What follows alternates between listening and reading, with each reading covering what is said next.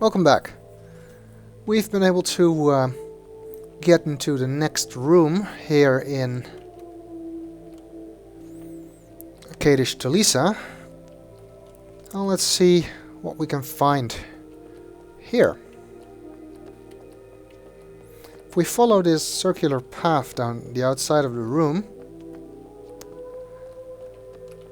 we come across several small balconies, 5 of which have a button, and if we push that button it will light up certain parts of the floor. Suppose that that has something to do with these shapes. We'll cast a particular shadow on the floor. Well, since we don't know what to do with that yet, we'll just turn it off for now. There's 5 of these buttons.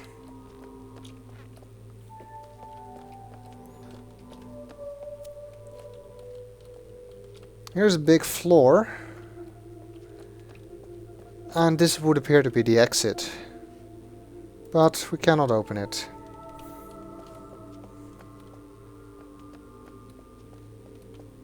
Okay. Uru is once again showing off its tendency to mess up camera angles.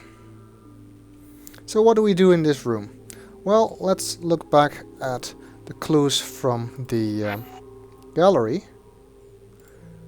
And the second clue we came across was this one.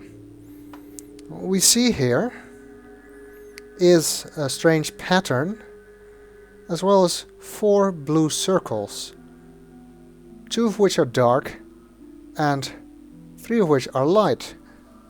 And that might just be related to those buttons we see here. So if we number them from the beginning, numbers 2, 3 and 5 should be lit, while 1 and 4 should be dark.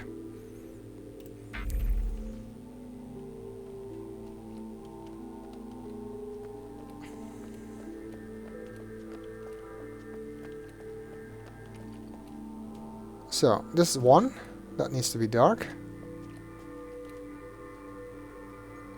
So let's turn on 3.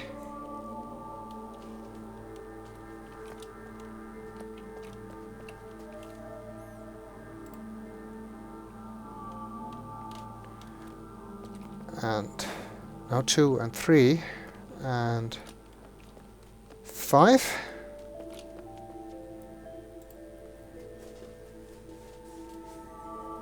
Well, that didn't open the door. So apparently there's something else we need to do. Well, Yisha has been talking a lot about the comfort of darkness and shadows and the danger of light. So maybe we need to walk across the shadows. Find our path here.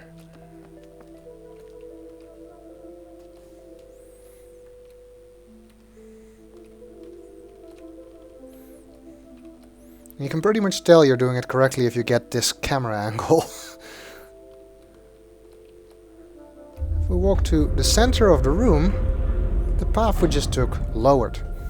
So this door over here was just a decoy. Not clever Kadish. Nothing in this age is what it seems. Everything is hidden. Apparently this was also hidden.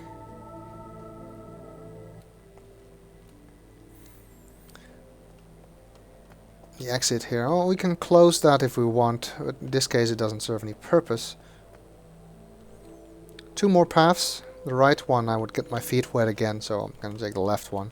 End up in the same place anyway.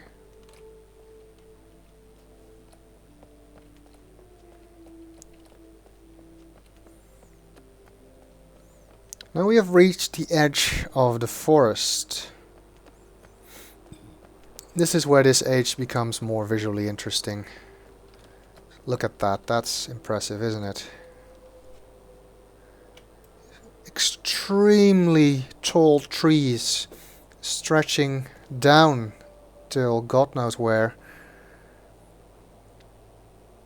You can see the sun and the moon behind the clouds. Looks very impressive. But also looks like we're not going to go in there.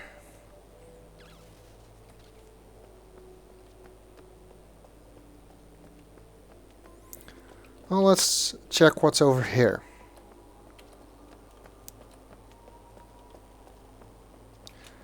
There's a pyramid here with a big ball on the top, basically.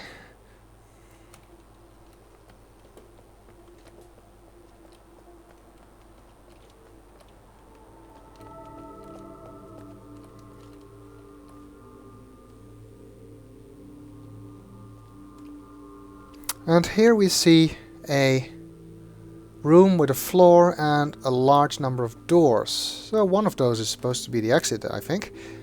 But how do we open it? Oh, let's see what happens when we press this button here.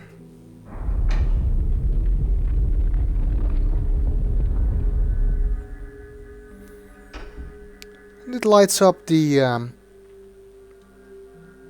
floor. And we've seen some of these symbols, but in not actually exactly these symbols. So what do we need to do here? Let's look at the clues.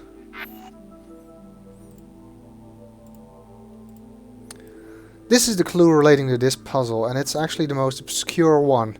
So what it shows is there not being any light on the floor.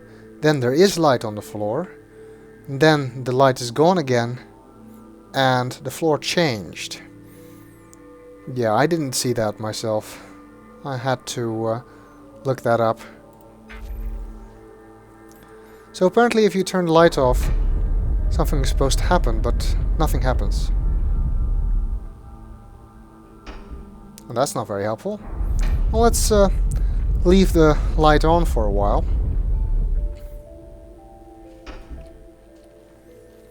While we look around a little bit more, because there's actually some things outside here that I deliberately skipped. One thing we can find here at the side of the pyramid is another journey cloth. Well, that's what we're looking for, so that's always good.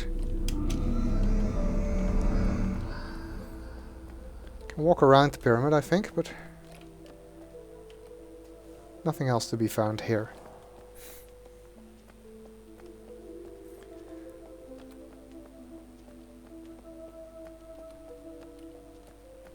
This is what I meant when I said in the beginning obscure hints, because really, how are you supposed to relate that particular picture to this puzzle? I mean, I actually thought that the rotating blocks with the symbols on them had something to do with this puzzle initially, but that's not the case. You can see that the ball at the top is rotated when the floor is lit. That's basically the only thing that connects this puzzle to the picture, because there's a ball in the picture. Well, there's something else here we can find. So over there, barely visible from here, is a Relto page, and of course we want the Relto page. Damn it! My jump didn't work. I swear I pressed space. Okay.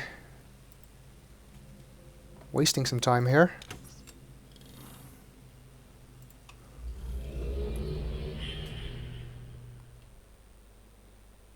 Fortunately we touched that journey cloth, so we'll be linking pretty close to where we need to be.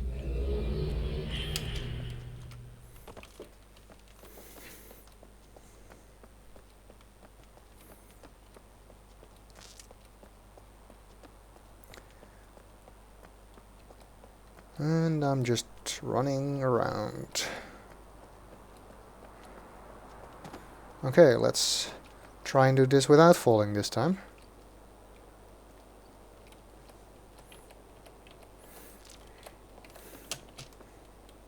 That's better. So there's another Relto page here. And you won't be surprised that it adds a tree. Actually, I'm not entirely sure which tree it adds, because there's already a bunch of trees on Rialto. So if you return, it's not obvious which one has been added, and quite frankly I haven't been able to figure it out. Apparently this tree that you add now will grow over a period of several months, but we won't be playing the game that long. That really only makes sense if you are playing Uru live. Then you might be playing it for that period of time. Well, in the next video we'll see if we can make some more sense of this floor.